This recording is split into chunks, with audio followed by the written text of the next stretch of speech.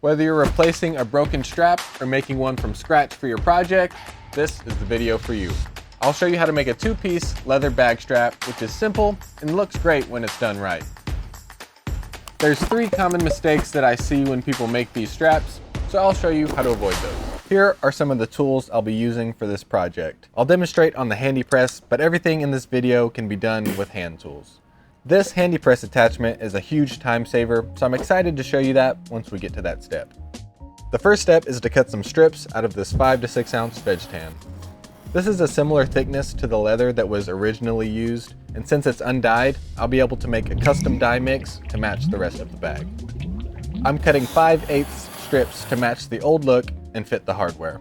We just made a video with 10 tips for using a strap cutter, since this tool is notorious for ruining projects if you're not set up right or if the blade is dull. So check that out after this to get the best results with the strap cutter. The length of your strap will vary with every bag, but here's a general formula that I use as a starting point. I know I want the strap to be 42 inches long when it's finished, with a few inches of adjustability. This two-piece strap has a shorter buckle side and a longer billet side, which is the side with adjustment holes that looks like the end of a belt. I usually make the buckle side 12 inches. It's easy to remember and it works with the majority of bags. I can explain why this measurement works once that piece is made. For the billet strap, my easy rule of thumb is to cut it the same length as your desired finished strap, so 42 inches in my case. That may seem long, but some of the leather will fold back for the rivets and some length will extend past the buckle depending on which adjustment hole is being used. To get the right color to match this new leather to the bag, I blended buckskin and light tan and diluted it with isopropyl alcohol since this is an alcohol-based dye and I don't want the color to be too dark or saturated. I'm using about 1/3 of a cup of alcohol and mixing about a teaspoon of each of the dyes. There's definitely a bit of an art to this and I'm not that great at that art, so I tested everything on scrap beforehand. I applied the dye with a sponge and let it dry for 2 hours. Alcohol-based dyes can dry out the leather a little bit, so I replenish it with neat's foot oil. After another couple hours of drying, I used the leather balm as a top coat to add some shine and protection. Then I went through my usual edge finishing process of beveling and burnishing, but I've covered that a lot on this channel, so we'll keep this quick. The 2 components of the strap will attach to the bag with these rings right here, and I'll attach them with 2 rivets. I like using 2 rivets instead of 1 when attaching the buckle and when connecting the strap to the bag to add some redundancy. I'll just punch the holes now and install the buckle, but I'll wait till the end to install the strap to the bag. I space the rivet holes 1 inch apart, and between the pairs I leave an 1.5 inch gap for the ring or swivel snap or whatever hardware you're using.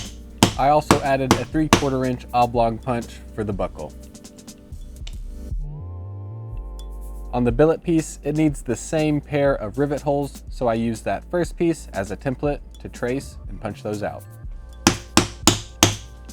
This is called a center bar buckle, so it has a keeper built right in, which is different from a heel bar buckle, which requires a separate keeper installed next to it.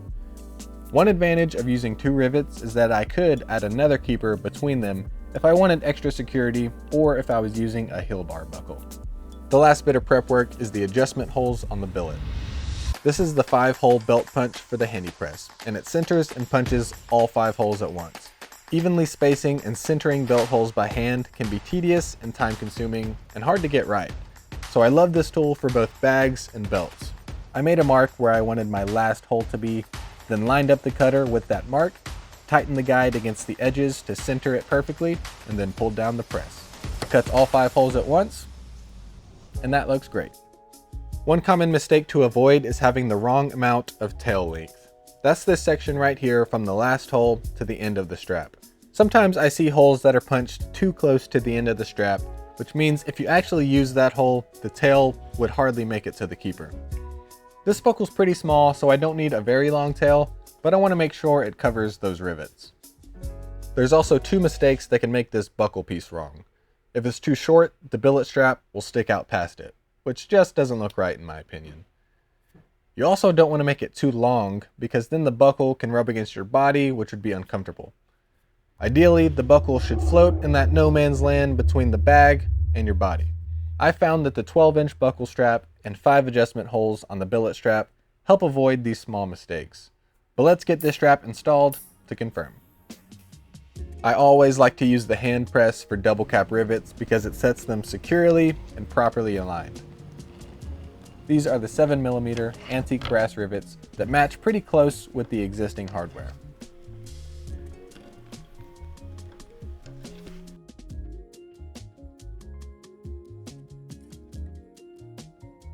So to recap, I made the buckle strap 12 inches and the billet strap 42 inches, which is what I wanted my total strap to be. And when those two come together, I got 42, just like I wanted. That's a successful strap. And I hope those formulas give you a good starting point that you can fine tune for your strap. If you want to check out our strap cutting tips and tricks video, that's right here. I think it'll save you some frustration. Links to all the tools and materials are down below. Thanks for watching.